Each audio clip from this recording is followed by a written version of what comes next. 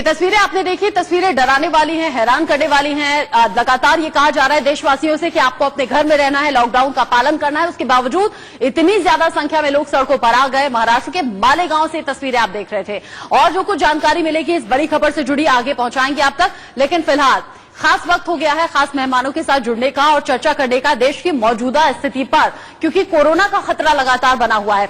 और इसी पर ज्यादा चर्चा के लिए हमारे साथ दो खास मेहमान जुड़े हुए हैं। हमारे साथ आध्यात्मिक गुरु श्री पवन सिन्हा जी मौजूद है और साथ ही साथ astro scientist GD Vashishtha ji हमारे साथ जुड़े हुए हैं। बहुत बहुत स्वागत है आप दोनों का ही। आपने अपने बिजी टाइम से, बिजी शेड्यूल से कीमती वक्त हमारे लिए निकाला और आप कोरोना को लेकर कुछ खास जानकारी आप हमारे दर्शकों के साथ साझा करेंगे। सबसे पहले पवन जी आपसे ही मेरा सवाल होगा, जिस तरह की मौजूदा स्थिति बनी हुई है कोरोना को लेकर डर तो सबसे ज्यादा है, लेकिन अलग अलग अनुमान, अलग अलग तरीके की भविष्यवाणी सभी एस्ट्रो साइंटिस्ट के जरिए की जा रही है। आध्यात्मिक गुरु कुछ अलग तरीके की टिप्पणी कर रहे हैं। आपका पूर्वानुमान क्या कहता है? देश को इस बड़ी दिक्कत से छुटकारा मिलता हुआ कब तक नजर आ रहा है?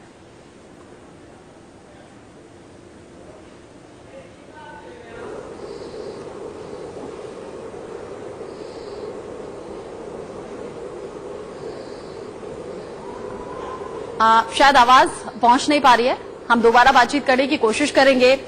जीडी वशिष्ठ जी, आपसे मेरा सवाल, चूंकि आप बहुत सी चीजों को लेकर पहले से पूर्वानुमान करते रहे हैं, आपसे पहले भी मेरी बातचीत होती रही है, कोरोना को लेकर आपका एस्ट्रो साइंटिस्ट क्या कहता है? आपका पूर्वानुमान क्या कहता है?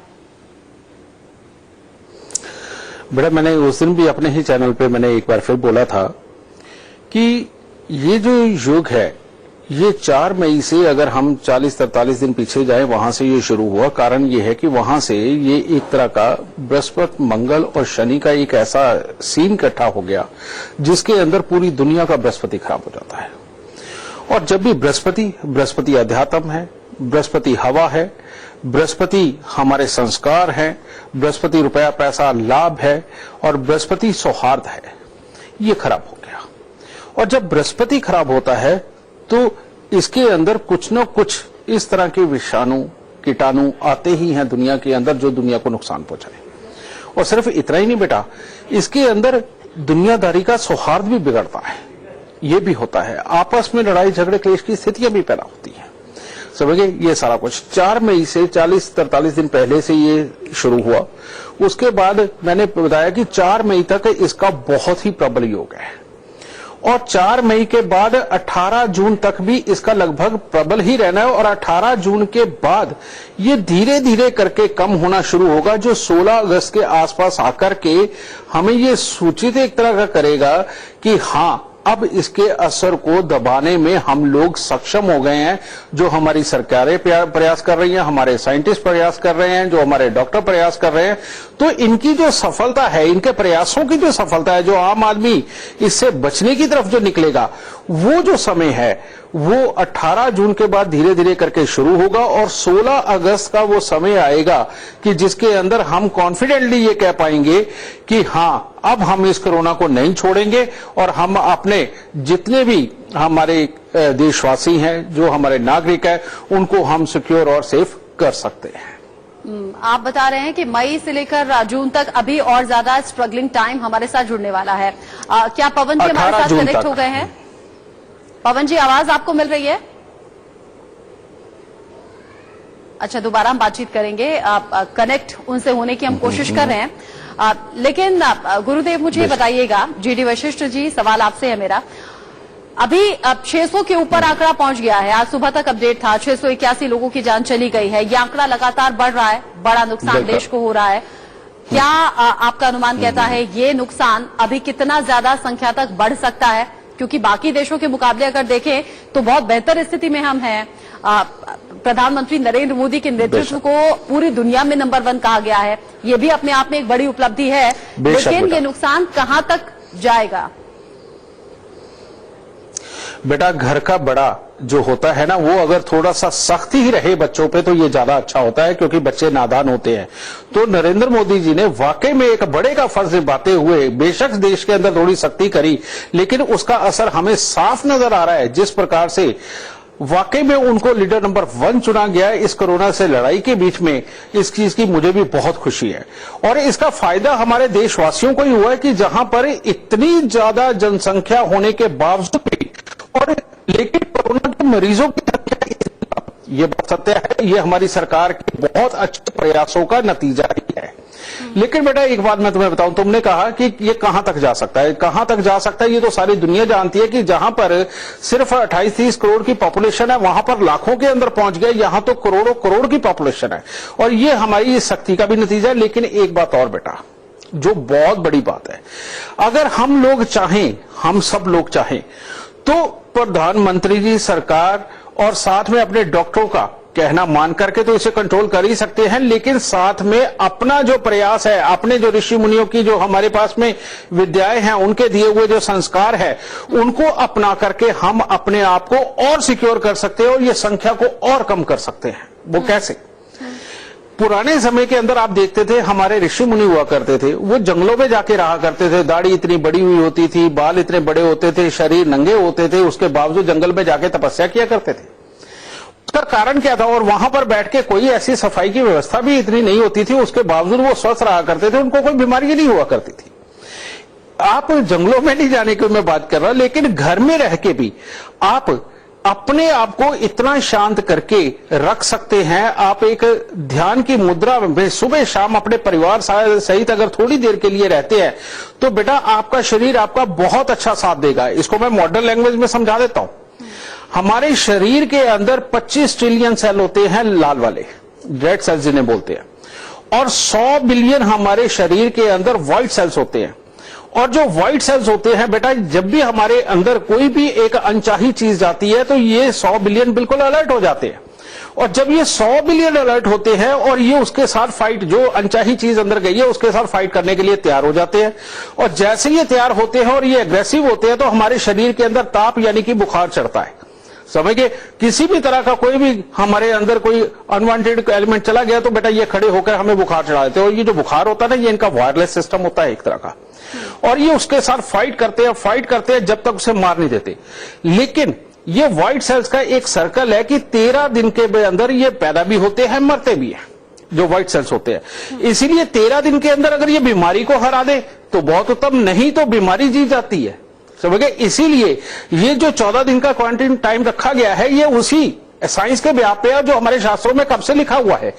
तो अब इनको अच्छा रखने के लिए कि इनको पावर मिलती रहे, आपके अंदर के व्हाइट सेल्स को पावर मिलती रहे, तो उसके लिए क्या करना है? अगर आप बिल्कुल शांत मुद्रा के अंदर अपने दिमाग को रख करके एक साधना के मोड के अंदर जाकर के आप सिर्फ अपने दिमाग को एक्टिव रखिए, शरीर को एक्टिव मत रखिए उस आधे घंटे में, और उसके अंदर आप अपने परमात्मा से बात करें, अपने कामकाज के बारे में सोचे, अपने जीवन के बारे में सोचे, अपने बच्चों के बारे में सोचे, और परमात्मा से डिस्कस करते हुए अपने दिमाग के अंदर ही, और अपनी गलतियों को निकाल कर अंदर अपने दिमाग को रख करके एक साधना के मोड के अंदर जाकर के आप सिर्फ अपने दिमाग को एक्टिव रखिए, शरीर को एक्टिव मत रखिए उस आधे घंटे में, और उसके अंदर आप अपने परमात्मा से बात करें, अपने कामकाज के बारे में सोचे, अपने जीवन के बारे में सोचे, अपने बच्चों के बारे में सोचे, और परमात्मा से डिस्कस करते हुए अपने दिमाग के अंदर ही, और अपनी गलतियों को निकाल करके उसकी परमात्मा को माफी मांगे। आप इसे आधे घंटे में इतना ज्यादा बिजी हो जाएंगे कि आपका शरीर बिल्कुल शिथिल हो जाएगा और दिमाग बिल्कुल एक्टिव। और दिमाग हमारा ब्रह्मांड है जिसके अंदर सारी शक्तियां हैं, समझिए। अब जब शरीर शिथिल हो जाएगा तो उस अवस्था के अंदर ये लड़ना भी बंद करेंगे, लेकिन वो जो अंदर अनवांटेड एलिमेंट गया है उसको भी भागने दौड़ने की कोई जगह नहीं मिलेगी, और जिसके कारण वो हो सकता है मल के द्वारा ही बाहर निकल जाए। हमारे पेट के अंदर इतना तरह के तेजाब है, वो उसे मार देंगे, समझिए। और ये सब कुछ साधना की विधि के साथ ही संभव किया जा सकता है, और कोई विधि नहीं है। हाँ, बाकी बचाव है कि आप एक तरह की दूसरों से दूरी बना करके रखें, किसी के संपर्क में ना आए, बाहर ज्यादा ना जाए, ये तो सारी के मॉडर्न जमाने की। लेकिन अगर घर बैठे ही आप इस कोरोना को हराना चाहते हैं तो बेटा आपको साधना अपनानी पड़ेगी, और अपने शरीर को शिथिल और दिमाग को एक्टिव करना पड़ेगा, और दिमाग के अंदर अपने ही परमात्मा, जिसको भी आप मानते हैं, वाहिगुरु को, अल्लाह को, जीसस को, जिसको मानते हो और भगवान को मानते हो, बेटा उससे बातें करके देखो, और उनके सामने एक तरह का सरेंडर करो। और जहां जहां आपने जीवन में कमाई में, रिश्तों के अंदर वैसे जनरल में गलतियां करी है, वो अपनी परमात्मा के साथ बातें करके उनको ठीक करो। देखो कोरोना के बाद जब लॉकडाउन खत्म होगा एक अलग ही सोच के मालिक होंगे जिसके अंदर जिंदगी तरक्की करेंगे, और कोरोना के रहते हुए आप उससे बचाव का इतना बड़ा रास्ता पालेंगे।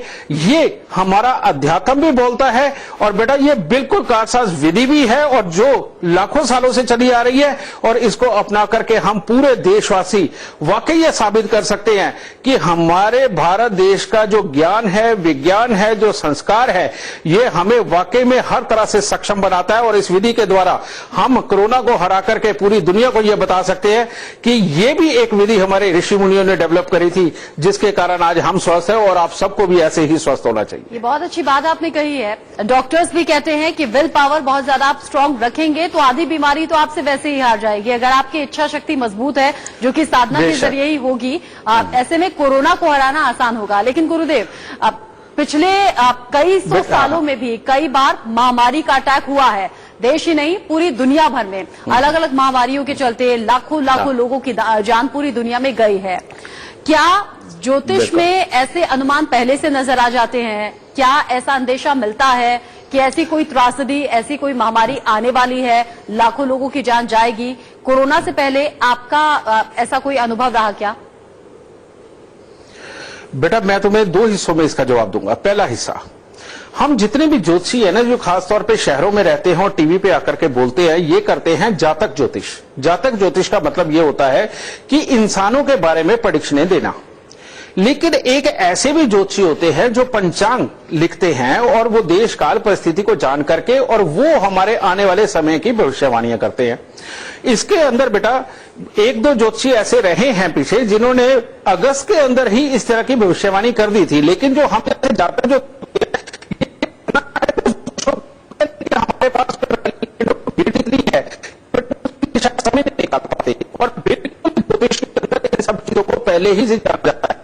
जब आ गया तो ये हम ही ने डेटे निकाली ना, और आप देखिए कि जो मैंने डेटे बताई भी है, 4 मई बताई, 18 जून बताई, उसके बाद 16 अगस्त बताया, बेटा ये इतनी रेलिवेंट है कि आने वाले अंदर हमारे ये जितने और मैंने समय दिया इसी के आसपास आकर के इसका निदान मिलेगा। एक हिस्सा तो खुलिया बताइए, ठीक है। दूसरा हिस्सा जो तुमने कहा है इससे बचाव का रास्ता पहले मैंने बताया, लेकिन एक और बात मैं तुम्हें बताना चाहता हूं जो इसमें बहुत ही मेजर है। जब भी कोई महामारी आए, जब भी कोई जंग छिड़े या कुछ भी हो, बेटा जितने डरपोक लोग होते हैं ना, जो डर के भागने वाले, बेटा उनको जरूर मुसीबत आती है। उसका रीजन क्या है? ये जो हमारे अंदर 25 billion red cell, 100 billion white cell है, जब हम खुद इस दिमाग से डर के इनको ऑर्डर कर देते हैं ना कि सामने दुश्मन है और ये हमें मार देगा, तो ये भी डर जाते हैं। अंदर की इतनी बड़ी फौज डर जाती है ये, और जब वो डर जाती है तो फिर हफड़ा थफड़ी पड़ जाती है, और ये एक दूसरे को ही एक तरह का खत्म करने का काम करने लगते हैं, और इंसान का मॉरल भी टूट जाता है, इम्यूनिटी भी गिर जाती है। लेकिन जैसे फौज के अंदर एक बहादुर अफसर बेटा जो डट के मुकाबला करता है, वो पहले कईयों को मारता है बेटा, उसके बाद हो सकता है वो से बिल्कुल सलामत भी आता है। इसी प्रकार से अगर घर पे बैठा हुआ कोई भी इंसान कोरोना से आने वाली मौत से बिल्कुल नहीं डरेगा, और अपनी इम्यूनिटी को बनाने के लिए अपनी विल पावर को पूरा बना करके रखेगा, और ये साधना के रूप में सुबह आधा घंटा और शाम को आधा घंटा अपने परिवार सहित अगर लगाएगा और इसी तरह से परमात्मा से बात करेगा, तो बेटा इनके शरीर के अंदर भगदड़ मचेगी नहीं, डर होगा ही नहीं। और जब इनको तुम डराओगे नहीं, तो ये एक तरह के खा पी के हेल्दी होकर के एक तरह से तुम्हारे सैनिक बनके तुम्हें बचाने की पूरी प्रक्रिया में उतरेंगे। ये 25 बिलियन और ये 100 बिलियन, और इतनी बड़ी फौज के साथ आपका डरना कहां तक जाएगा? मतलब ही नहीं। आपके पास इतनी बड़ी फौज है जो आपको जिंदा रखेगी, और इसके ऊपर भरोसा करके रखो, इसको शांत करके रखो, और इनका साथ दो। और इनका साथ तब होगा, ये जो है ना आपका दिमाग एक तरह का आपका राजा है, इनका राजा है, और आप राजा के रूप में है। आप अपने दिमाग को इतना मजबूत करो कि इतनी बड़ी सेना को संभालने के काबिल हो जाओ, और इनको कहो शांत रहो, कुछ नहीं होगा, देख लेंगे, और तुम सिर्फ अपना काम करो, मैं अपना काम कर रहा हूं, कुछ नहीं बिगड़ता, ये तो एक है और हम तो इतने ट्रिलियन और बिलियन है। तो बेटा इस तरह की मानसिकता को रखे, अपने आप को शांत रखे, और अपने घर के अंदर लड़ाई झगड़ा क्लेश इस वक्त बिल्कुल ना होने दे। आपका बच्चा गलती करे, माफ कर दो। आपका जीवन साथी गलती करे, माफ कर दो। आपके भाई बहन माँ बाप किसी की भी बात बुरी लगती है, माफ कर दो। बस हंसना शुरू करो, और सबको पॉजिटिव रखने की आप कोशिश करने शुरू करो। आप जब कोशिश करोगे उनका तो डर दूर होगा ही, आपकी विल पावर स्ट्रांग होगी। और जब आप इतने स्ट्रांग हो जाओगे और हम अंदर की इतनी बड़ी फौज को एक तरह की इंस्ट्रक्शन देके रखोगे हम जीतेंगे, तो बेटा आप परिवार सहित बिल्कुल स्वस्थ, सुखी, खुशहाल और हर तरह से हैप्पी रहेंगे अपनी जिंदगी के अंदर। और इतनी बड़ी फौज का मालिक वैसे भी बेटा खुशहाल ही रहता है, बस इसको काबू करना सीखता है। जी, बहुत अच्छी जानकारी आपने हमारे दर्शकों के साथ साझा की है। बहुत बहुत शुक्रिया जीडी वशिष्ठ जी हमारे साथ जुड़ने के लिए। एस्ट्रो साइंटिस्ट हैं और जानकारी दे रहे थे कि अभी आने वाले वक्त में थोड़ा संकट और बढ़ेगा, लेकिन उसके लिए मजबूत हमें कैसे रहना है। देश